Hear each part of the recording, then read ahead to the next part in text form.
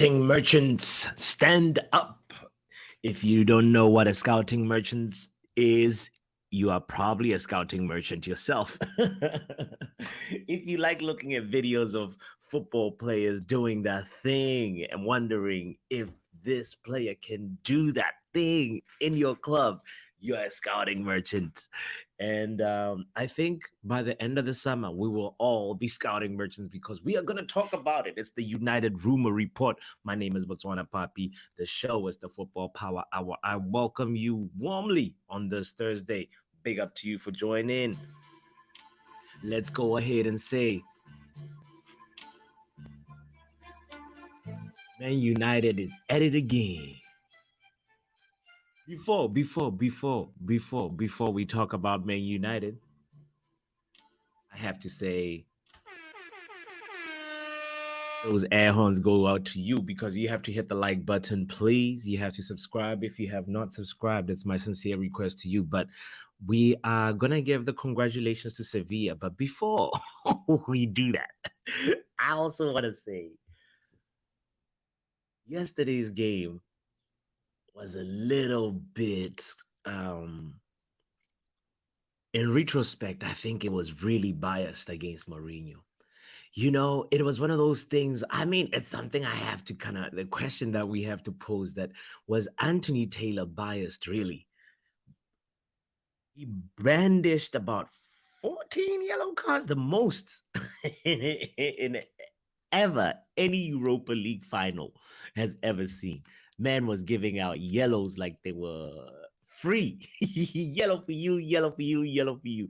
And Mourinho was not happy. Matter of fact, Jose Mourinho had some really interesting words to say to him in the parking lot. He was like, I'll catch you in the parking lot. And he went on and called him a freaking disgrace. He F-bombed the hell out of him.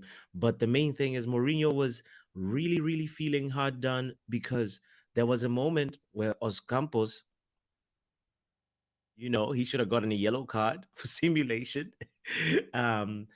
because we saw what happened to Pellegrini, and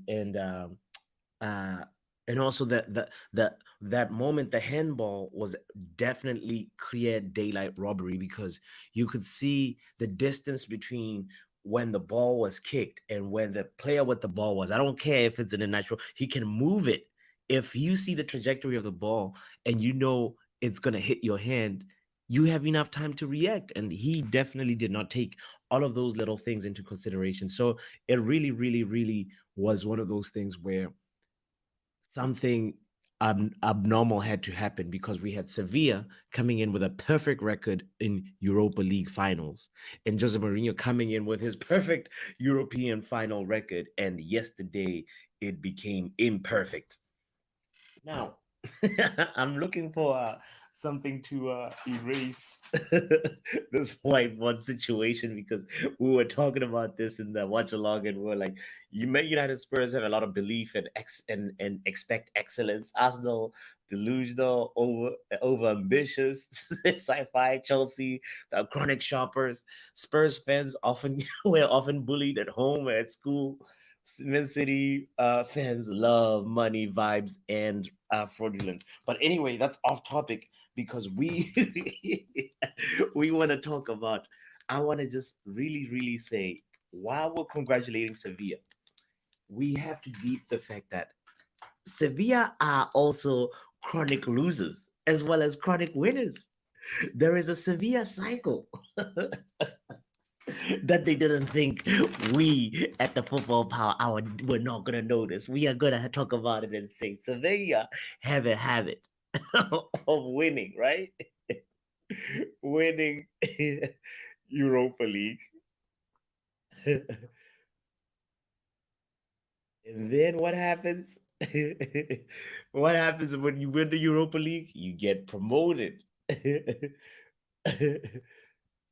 Champions League, right? And then while they're promoted in Champions League, you know, Sevilla, as much as you win it to get promoted, you also drop out. But what before they drop out, before they drop into the thing, they actually do okay in La Liga. And then it happens. Knockdown. Knockdown to Europa again. Matter of fact, let me say knockdown to Europa. Boom. And then when they get knocked down to Europa, they end up winning it again. This is the Sevilla. Matter of fact, let's use a different color for that. We got a different color for the Sevilla cycle to make sure it pops. There we go. Sevilla Sevilla cycle. There it is, ladies and gentlemen. Cycle. Hey man, how you spell cycle? Boom. There we go. That's the Sevilla cycle. It's crazy. I hate this team. At the same time, somebody in the watch along said, if Sevilla win, it's more props to Man United because we lost to the champions. So it was a really, really, really, really, really, really biased refereeing situation. And we have to call it out and say, at the end of the day, the match was entertaining, but Jose Mourinho was really out. He he was felt it felt like the tide was just against him. And this is Anthony Taylor. Anything that is Sevillista goes, and anything that's Romanista is not good. Look at that nonsense. Sevilla, big up to Joe Football for this. Sevilla will have to play Champions League next season, but if Sevilla finishes third, then Sevilla will return to Europa League. That's the Sevilla cycle, and that's how we gonna end that one. But anyway, let me acknowledge the people that are in the chat real quick. Shout out to you, Star Lord. Star Lord says, "Big up, big up to you, my friend. I hope that you're doing good." Compost Smurf says, David Moyes has been video calling Maguire, showing him clips of Phil defending his defending his 6-yard box in an effort to persuade him to West Ham project. Bro, let's talk about the video calling. Compost Smurf, this is a perfect segue into this, what I want to talk about, because reports have emerged that Rasmus Haaland has been video calling eriktenhag. What a report. My goodness. It seems like Scandinavian strikers are the hot. You know how black skin, how dark skinned niggas used to have that time. Then light skinned niggas came in fashion like Drake, and now Scandinavian soldiers are in fashion. And this Rasmus Haaland guy, if you've not watched him, I have not watched a lot of Atlanta games, but you see this lanky guy who is actually has a very explosive acceleration. He's skillful. His dominant foot is a left foot, and he is a raw talent that Ten Hag can polish. I have a lot of faith in this guy. Like I actually, because this is the thing. You need somebody who can be a target man and also has the desire to learn to be a link up player. And he sounds like Haaland so much that every time I'm trying to say his name, I think of Haaland. Then I'm like, it's Holland. It's like Haaland light, you know. But the main thing is, it's amazing. It's an amazing report. We can rejoice as Manchester United fans because this is amazing. Also, it's coming from Samuel Lockhurst, very, very credible tier one source. And when a player has been video calling another player to add on to your joke, Compost Murph, that makes me feel like I love it because we're big United, but also, man, Ten Hag, what are you doing video calling other players during the season, bro? Shout out to Erik working overtime. Man, I'd be so happy if Rasmus Højlund came through. And also there is more reports about Muani, Kolo Muani, who's also a French striker that is a little bit older. I think he's a little bit older than Højlund, but if we can get him as well, I mean, you know, he looks like he's got the raw ingredients that Ten Hag can also polish up.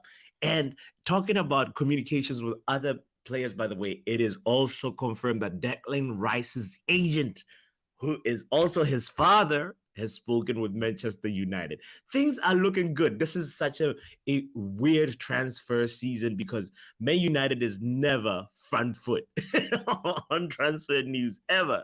But you know what? We can stand excited and say, shout out to you, Kush. Kush says, I told you they will win. You were right, my friend. You were right. You were right. Props to you. You believed in Sevilla mentality and football heritage prevailed over football heritage, if you get what I mean. Sevilla sacrificed 7 virgins in recent years. No. Don't say that. Yo, Lil Yo says need a triangle, not a circle, bots. Yo, the triangle. Lil Yo, let's talk about the triangle. Wait. Do not distract me. You know I'm always ready for the triangle. Don't distract me. Maybe. I want the triangle that that popped up in my head right now. It's the Guardiola triangle that we need to make sure it doesn't triangulate. But we will maybe end the show with that. But like I want to make sure that I also talk about Mason Mount before we finish on these Haaland talks real quick. But I did, this is the time when we're gonna be looking at different players, looking at the compilations, trying to imagine and dream and see how they might fit. And Haaland, for me, is a little bit more impressive than Colomwani. I wanted to make sure that I mentioned that because I had a little bit of we know that we're in the talks with Harry Kane. Or rather, the rumors with Harry Kane are really credible and they're true. And it feels like it's a fitting marriage for if Harry Kane could leave Tottenham Hotspur. We talked about this yesterday, but also we know that, Spurs are not the easiest team to negotiate with. And it might be one of those things where we have to stay with a different, or we have to go with a different striking option. And now, if we have Muani and Haaland, that would actually also be another solution that might be out the box that we might need. In my opinion, I think the more sensible thing to do, the ideal thing to do would be to have an experienced striker like Harry Kane and then in his understudy. But also, we know what happens. You remember the Ronaldo interview when you've had experienced winners talk to you, and then you have a Ten Hag talking to you. There's a little bit of that undermining thing where that can happen. I'm not saying it will, but I'm saying I'm wary of it because it's something that it's easy to kind of just overlook that. But at the same time, you have to remember that Kane has been coached by Conte, Mourinho. You know what I mean? He's had an ear full of tactics. Now, if you're Ten Hag and you're gonna be shouting some things, you might even have more success with a younger striker who has not had a lot of tactics shouted at him and different instructions, and he might even be more willing to take those tactics and actually run with them a lot more. So that is just my inkling on what an experienced striker communication with Eriktenhag might be versus what a young striker communication striker might be. Yeah, Chris, the question is, who's Højlund? He does sound like Haaland, but it is a Danish guy. They told you like the Scandinavian strikers are the hot thing in the market right now. So, let's see what happens. For me, I'm really, really happy. If we actually go for Højlund, we will actually be trying to compete with Haaland. It's just a little crazy that the names are so close. But anyway, let me see what Compose Smurf says. Hey, Chelsea Den in the building. Jose's players fluffed good chances too. Yeah, that match was at the end of the day, it was back and forth. And there was enough final third entries for both teams to say, yo, we deserve to win this in open play. It did not have to go to penalties, but had Chris Smalling's header not had that much power, that looping header that hit the crossbar and then the match finished, we'll be talking a totally different game altogether. Only ifs, buts, and maybes and things that could have happened. Anyway, Chelsea Dan says, yeah, they were singing We Beat United when we were 2-0 down and go for win against Rome. What are you talking about, Chelsea Dan? Smash the like and sub. Hey, thank you, Chelsea Dan. That's what we talking about. Subscribe. Don't forget to like and subscribe, by the way. He will be happy to be back up here too. I'm catching up on what you say. Yes, having a young striker is obviously a very, very good thing, because like you'll be like, yo, you'll be the backup, you will learn, you will, there'll be a lot of chance for you in the future to play. Then that is what we need. That was what we need. Compost Smurf says we could get both for price of Kane, but they are raw. That's the question. Will you go with two raw materials or one proven material and one raw? It's the balance that we. Here's the thing. Actually, Kane's price is the price of both. So it's like it's either both or, you know what I mean? And Kane, for me, actually, people are not talking about this a lot. Kane last season and the season prior has been injury prone. People don't talk about this a lot, but because his numbers, he provides, I can tell you that I would say almost about a quarter of Spurs' games. Like this season is actually the most, when he's been the most available and most, durable, and it's incredible. Maybe credit to Conte for that and for the fitness work that he did prior. But the main thing is, it's a little bit one of those things that we don't talk about a lot, because the numbers are there, and the man, when he's available, he makes sure that he gets the double digits. So, at the same time, I would want to go for two raw strikers. I would want to go for two raw strikers because of what the availability factor. Declan Rice going to Bayern Munich, says Chelsea Dan, but his father's been talking with us. I don't know. I know the Bayern Munich rumors are really strong, and at the same time, it's nice to know that we are talking with top players, and hopefully, there might be a little hijack deal in the process. Who knows? We're capable of hijacking. Look at what we did with Malacia, by the way. Bayern ain't paying 90 mil for Rice's Compost Smurf. Exactly. Who knows? Who knows what's gonna happen, man? There's a lot of like ifs, buts, and maybes. Executioner in the building says, boo, we don't want to bench one more like Højlund. We want a record breaker like Santi Jimenez. Executioner is on some real like Santi Jimenez. If you are a scouting merchant, you have to look up Santi Jimenez. We're talking about that real dog in him, that's a really, really good player. Don't listen to Chelsea Dan. He's our resident crackhead. Oh no, that's not the time. It's too early. Anyway, I want to segue on to mounting the bus. He's mounting the bus, Chelsea Dan, our resident crackhead, because he said Mount ain't going nowhere. Man, Chelsea Dan, I gotta tell you this. If the Telegraph is not a credible enough of a source, look at Thiago Silva's Instagram. You will know them crying emojis mean that the man knows.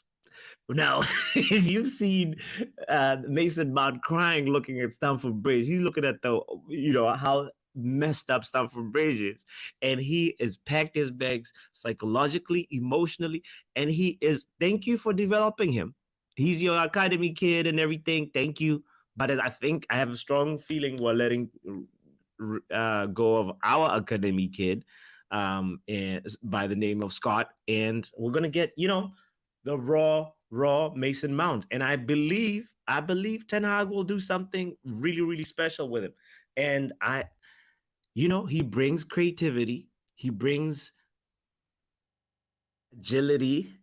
He brings a lot of passion and hard work and the odd long-range shot that's usually off target.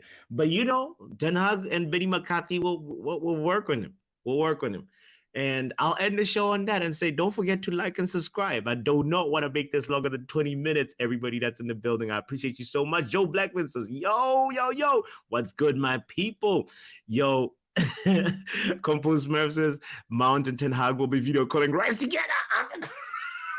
I love the video calling, Mora. Jigga in the building. He says, I open YouTube and the first thing I see is Man United to pay $10 to Harry for him to leave the club, bro. We'll pay. Oh, yeah. I mean, if you're talking about paying off Harry Maguire, 10 mil. Yeah. Okay. Not $10, 10 mil. Yeah, bro. I think that's probably gonna be the better way forward because nobody wants it. I don't think there's a long line of suitors for Harry Maguire. But the main thing is we we have to help him pack his bags, So it's either we pay the salary, the big wage that he has, and or we just pay him off right now in part ways. And I think that's what's best. Real quick, don't forget to like and subscribe. It looks like there will be more than one Mason in Carrington next season. Big up to you for liking and joining. And Compo Smurf, we out. We will be back a little bit later. Harry gonna stink out our bench if we don't pay him, says Compo Smurf. Bro, we do not want people that steal wages. Harry Maguire, you better not take the Phil Jones route because it's easy. It's easy to sit on the bench and be a training partner. That's what you do. You're just like a training mate. But we don't want no Daryl. We want people that actually contribute and we can count on the pitch. Big up to you. I know I can count on you for hitting the like button. One more time. My name is botswanapapi. It's the Football Power Hour United Rumor Report. 20 minutes. We hang out and talk about what's going on the transfer world. I'm done. But Shakishna is like, who is the other Mason? The janitor. Oh, I'm gonna end it on that, bro. We don't know. There's gonna be more than one Mason in Carrington. That's all I'm gonna say. Peace.